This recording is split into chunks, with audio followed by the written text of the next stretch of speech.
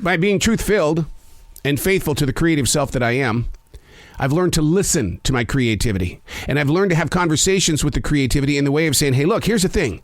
I'll let you be as creative as you want to, but it has to be at this time. It can't be at 3 o'clock in the morning like some musicians and directors and things like that. No.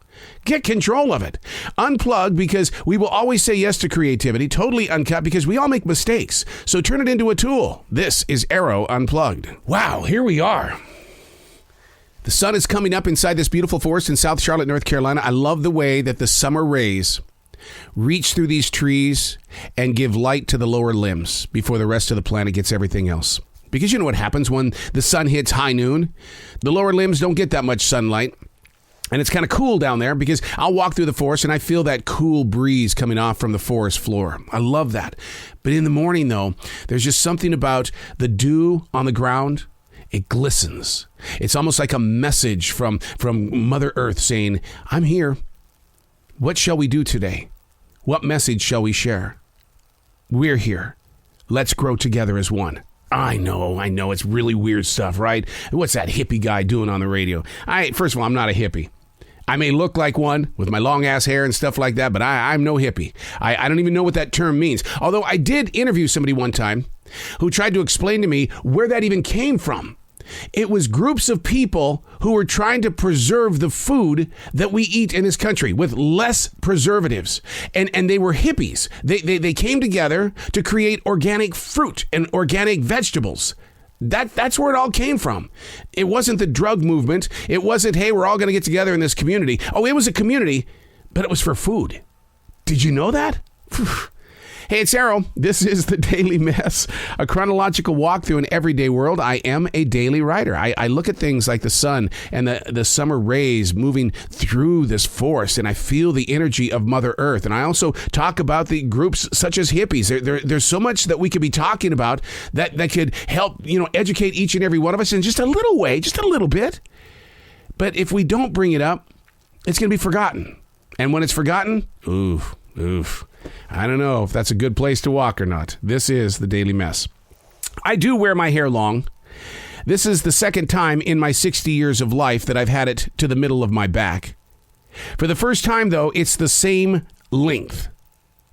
No mullet, no hair color. It's all 100% natural me. Just a smidge of gray streaks right here in the front. But other than that, it's long, dark, and rock and roll. But I don't know why I said rock and roll, because it has nothing to do with music. Absolutely nothing to do with music. I call it my COVID-19 protest. There I was, man. March of 2020. During the lockdown. Oh, I was in the mood to protest. I said, I'm going to let my hair grow. I'm not going to cut it off my face, and I'm not going to cut it off my head. Well, that facial protest didn't last very long. Yet I keep the hair on my head pretty long. I tried to wear it long, at the essential job, but it kept getting in my face, and I kept going, God, this is stupid, dude. Come on, man. It's tickling your nose. It's getting in your mouth. Oh, God, come on. So I wear it back, and I feel like that I'm cheating on this long hair that I have, which I call a gift from my mother. That's what they say. Your hair is from your mother. And so I lost my mother a few months ago, and maybe that's why I wear my hair long. Because it's a gift from my mother. And with me every day is such a gift. Now Samson in the Bible found strength with his long hair. And I get that. Because I feel more confident and more outgoing because of my long hair. Sadly, though, every now and then, I remind myself of what other people might be thinking of me with my long hair. Oh, there's that old man. Look at him holding on to his teenage years. Go away, old man. And I got to tell you, that's absolutely not true. Because I've got photographs of me as a teenager. My dad wouldn't let me have long hair. And that might be why I have long hair. I'm in protest of his decision. I don't know. But there are a lot of guys out there right now, especially since the COVID lockdown.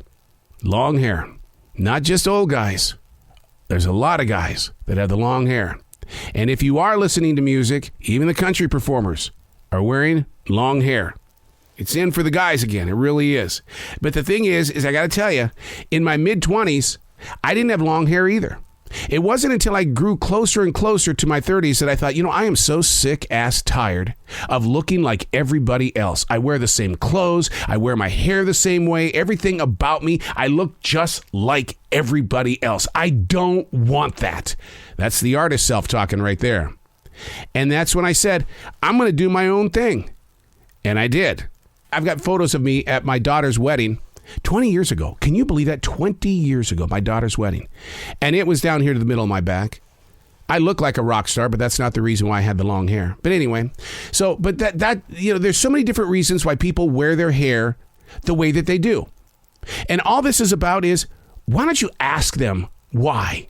There's a story there. It's like tattoos, the ink that you place on your body. Ask about why, because you're going to learn something about them. And you're going to find a bigger and better relationship when you learn about other people. Because it's not about me. I may have long hair and be talking about it today, but you might have the same on your side of the speaker. And now you've got a reason to share your story, or someone will write it for you. I'm Arroe, and that's the Daily Mess.